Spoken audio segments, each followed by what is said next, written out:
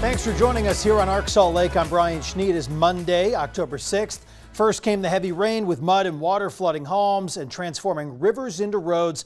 And now it's time to clean up. Tonight we'll hear from disaster professionals and cities who are considering some changes to prevent something like this from happening again. Before we do, we will take a live look downtown at the conference center.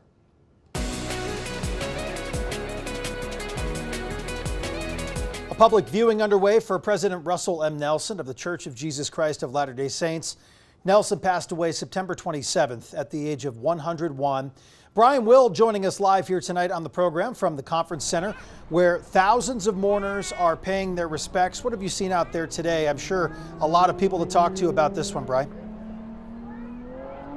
Hey Brian, yeah, it's been busy all day. We got here about 2 in the afternoon and it's just gotten busier with people coming after school and after work. Give you a perspective where we're at, because I know you're not very good at directions, Brian. Is the courtyard is where we're at, kind of right here at the conference center, and then the entrance is over here people have been going into. We've seen some lines over there, and then a lot of people are coming out here by that courtyard. And you can take a look at the courtyard where people are coming out of. Flags here are at half staff for the president here, and I caught up with a lot of people, some that were even coming from China, some that came from Brazil, and just recently someone from Holland we spoke to. But here's what they had to say about their experience and what they saw here. I teach seminary, and this is just a powerful experience for us to really truthfully have our own testimony of the prophet and be able to have our own experience of feeling that spirit that you feel when you're inside, and getting to see him and ponder all the lessons that we've learned from him and truly see the love that he had for the Savior Jesus Christ, and being able to feel that same love while we're in there. I mean, just absolutely filled with love and also just adoration for someone who was willing to give so much to preach of Christ. Quite a few people that talked to us here told us, they were a mix of emotions, from being sad to just celebrating his life.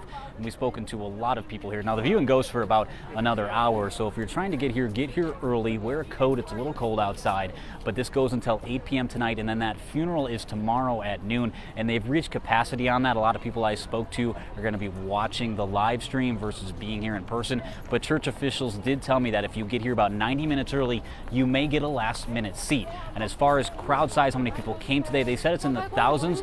We should have a better estimate by our 9 p.m., 10 o'clock show tonight as well. So, Brian, we'll send it back to you in the studio. Well, Brian, you mentioned that I need some help with directions. There's a lot of construction going on in that area, so makes sense. It's been a little while since I've been over to the big area where obviously this is being held at the conference center, and I invite you to hopefully come out there during the holiday season to check out some of the beautiful festive lights. Now, some of the people that you spoke with, Brian, did you get a sense that they did get the ticket for tomorrow, or they are going to have to indeed watch the live stream like so many? Yeah, actually, a guy I talked to, Stuart, has 2 tickets. So one for him, and he was offering one up to just people here because he had an extra. So he was lucky enough to get one. He said right when they were giving out the tickets online, he was able to get it right away. So he was lucky enough to get one. And if you see him around, or maybe he gave it away already, he did have an extra ticket. All right, Brian Will reporting live for us tonight here on Arc Salt Lake from downtown Salt Lake City, outside of the conference center. Brian, thank you. Funeral services for President Russell M. Nelson, they'll take place again tomorrow at the conference center. If you can't be there in person, as you just heard from Brian Will, you can watch the service either on the live stream. You can also watch it right here. We'll have it for you on KUTV2 News, also on our website, KUTV.com. Our coverage begins at 11:30 tomorrow morning. We will get to the conversation about flooding and the mess and all of that in just a moment. But before we do, let's check in with meteorologist Sean Kelly joining us here with our first alert forecast. Yeah, because it was just a historic weekend, the most amount of rain that we've seen in a single day during the month of October, and the second rainiest day of all time here. You can see 2.47 inches. Number one was all the way back in 1901 there. So a long time there. Significant rain. No rain today. It was beautiful, just a little bit on the cool side. Currently at 57 degrees right now with our sunset. Dealing with those temperatures as we head through the overnight. Going to be another chilly one. Many areas, especially along the Wasatch Back. Some of those higher elevations going to be reaching freezing once again. But we went from 61 today to nearly 80 degrees as we make our way into the end of the week. It's going to be a nice warm-up heading our way in a big way.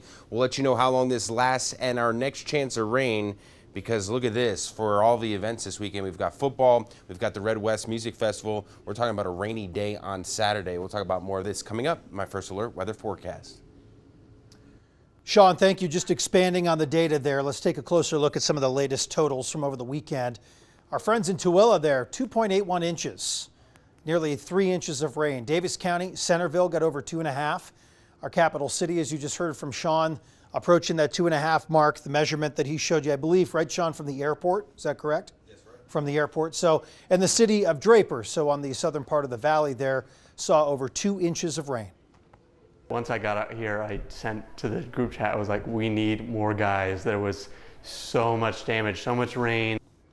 Well, really, the Tooele Valley saw the majority of that heavy rainfall pooling and flooding out those streets, backing up the drains, the whole gamut.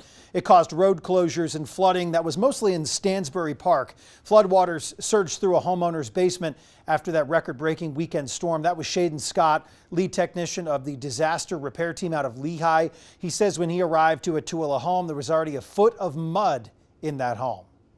When we got in here, there was probably about a foot of mud in one of those bedrooms from the window wells bursting in. So that took quite a bit of manpower to haul out quite a few bags, a few dump runs. It's the most mud I've ever seen. Like, it was so much we had to shovel out.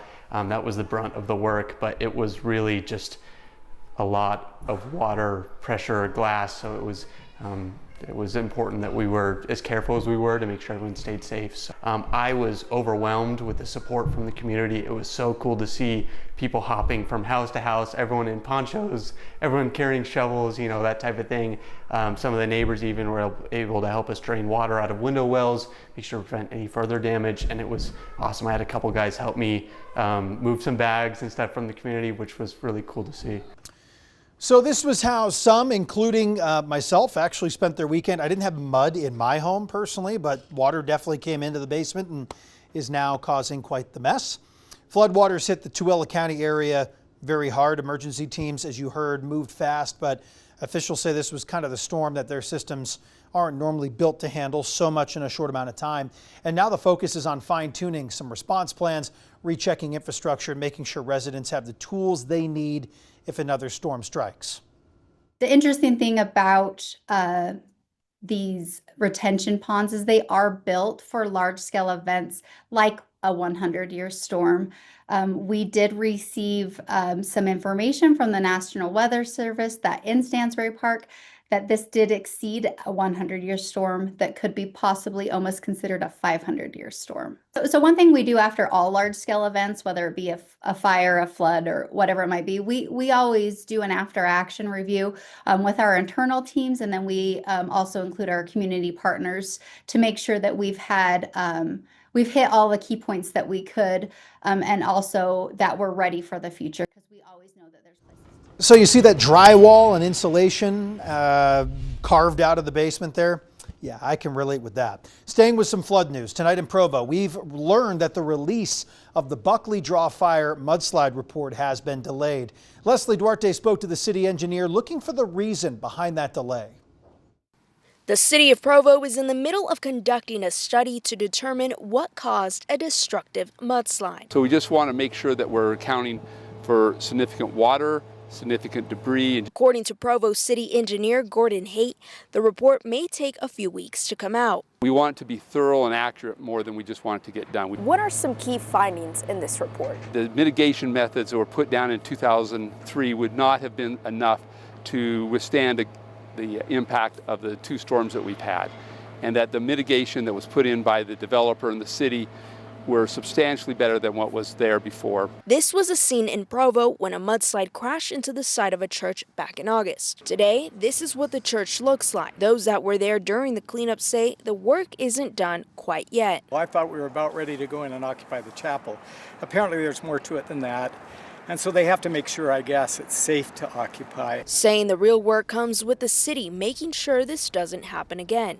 If what we hear is true, and if the extension of the berm that they're doing, in fact, will protect the entire neighborhood, including the chapel, then that is great.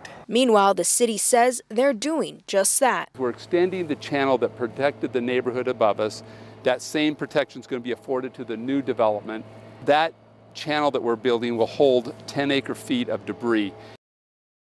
The city of Provo says the developer will be responsible for building and paying for that new and extended debris float channel. Reporting in Provo, Leslie Duarte, KUTV 2 News. Coming up here on Arc Salt Lake, shelters full, winter is coming, hundreds left without a place to go. Why Washington County's homelessness crisis is growing fast and what experts say needs to change before it's too late.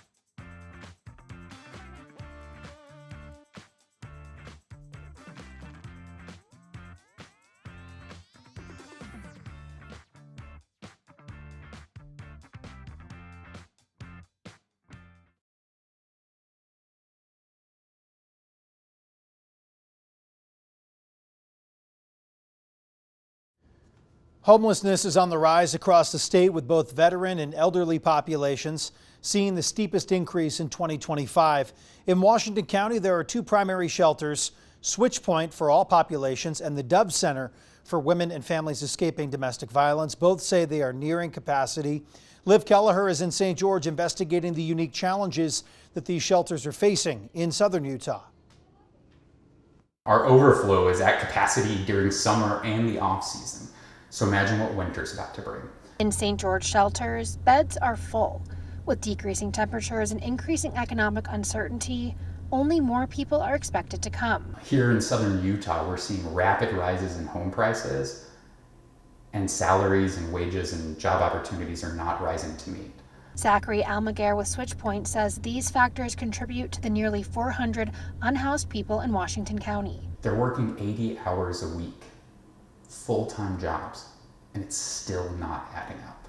Now, shelters struggle to meet demand. If 3 to 4 more individuals were to check in today, we'd be at capacity.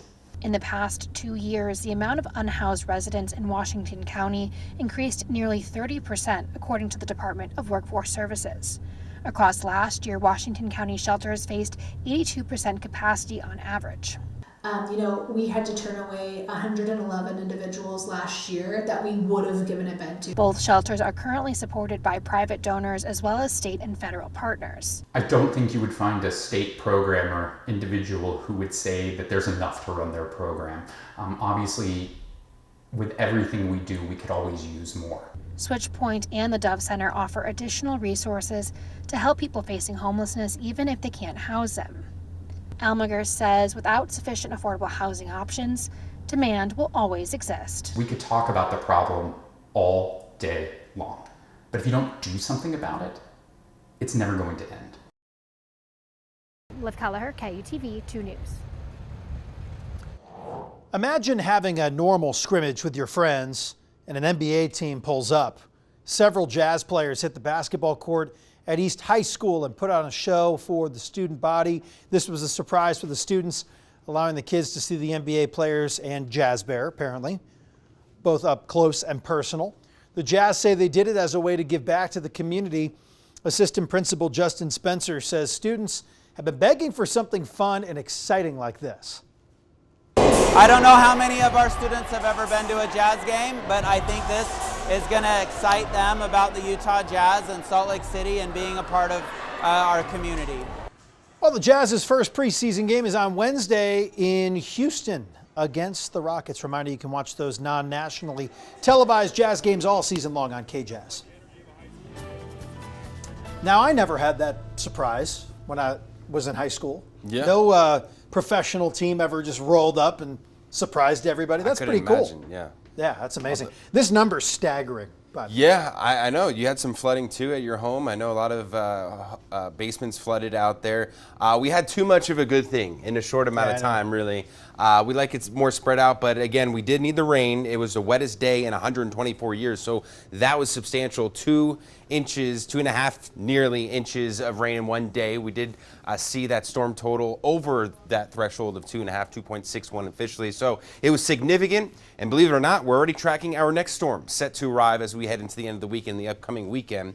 We're into the 50s right now up and down the Wasatch Front. We've got clear conditions and temperatures here on the cool side, cooling down quickly. 46 in Park City, 57 in Provo, 57 in Cedar City right now. All eyes on Hurricane Priscilla over the Pacific. This will influence our weather, bringing moisture in our direction as we head into the weekend. Right now is 85-mile-per-hour winds, expected to strengthen to a Category 2, but then will weaken as it moves in across the Baja Peninsula. But the intensity of this, what happens, really doesn't impact us in that way in terms of wind. This is just going to bring some moisture in our direction. You can see that here showing across those high levels with the dip of the jet stream, a cold front combined with the moisture that'll be able to squeeze out all that moisture in the atmosphere, bringing us some heavy rain, some thunderstorms, and this one likely looks like a bigger storm for southern Utah this time around. You can see we've got no rain out there right now. Across the west we are dry, and we're dry in this days ahead really through much of the week. Thursday we start to see increasing showers down towards the south. Friday, much of the I-15 corridor is under the chance for a few showers, and then especially along I-70, that's where we could see some heavy rain. Here's that front moving in, kind of squeezing out more of the moisture. Saturday will likely be a washout up and down the I-15 corridor with plummeting temperatures, and then Sunday cooler conditions with maybe some lingering showers that'll be possible. So in terms of those rainfall amounts, notice the lower amounts here further up towards the north, which is okay this time of the season here after this substantial storm we saw yesterday. will take a storm for central and southern Utah. Mainly the eastern half of the state could see upwards of an inch or maybe more, and that could bring us some troubling flash flooding concerns for areas down towards the south and southeast. So we'll watch out for that. It'll be for Friday with a better chance on Saturday. So those lows overnight, another cold one and freezing cold for Park City, Evanston, up through Logan, Delta getting close to it. Temperatures tomorrow, though, warming up. We're back into the mid and upper 60s for much of the area. We've got a big day, big game day for Utah, for the Utes, as we head into Saturday with that kickoff time at 8:15. Temperatures there kind of on the chilly side and some rainy conditions. St. George, you're looking at temperatures here in the days ahead into the 80s. Rain and thunderstorms Thursday, Friday, and Saturday. Across the Wasatch Front, we're dealing with temperatures here into the 60s and 70s, warming up in the days ahead as we head into Thursday, 80 degrees. And then there's that drop in the temperatures for the weekend. We're into the 60s and 50s. I'm trying to get you out Thursday for some golf. You're playing hard to get, though. Well, Thursday is definitely the best day. I'm getting a lesson on Thursday, Brian. Really? That's a big step. It's a big step. I'm very proud of you. Because I'm tired of going to the driving range. I could use some lessons too. Swinging poorly at the driving range or at the golf simulator. Especially on a day that and looks not like getting this. any improvement is no help. Now everybody knows. That's good. Any tips? Send them Sean's way. There you go. Yeah. There are no bad golf tips. I'm convinced there are no bad golf tips. It's just crazy. It's the only sport, the more you play, the worse you can get sometimes. Yes, I've heard you say that a few times over the last few weeks. It stands true. Thank you, Sean. Still ahead here on Arc Salt Lake, a thrill ride faster than a rocket launch, they say. Lagoon is teasing its biggest attraction yet. Coming up on Arc Salt Lake, how fast it goes, how tall it stands, and when you'll get to ride.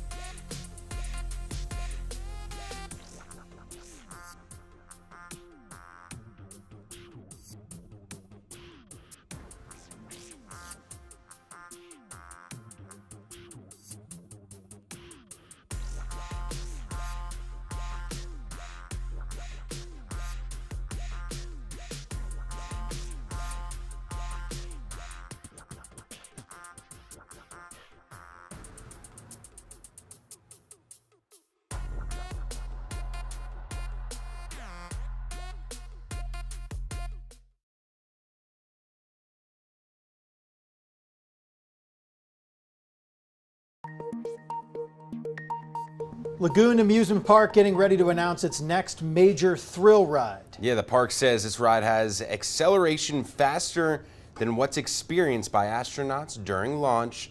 They will reveal the ride's design and projected guest experience on Friday.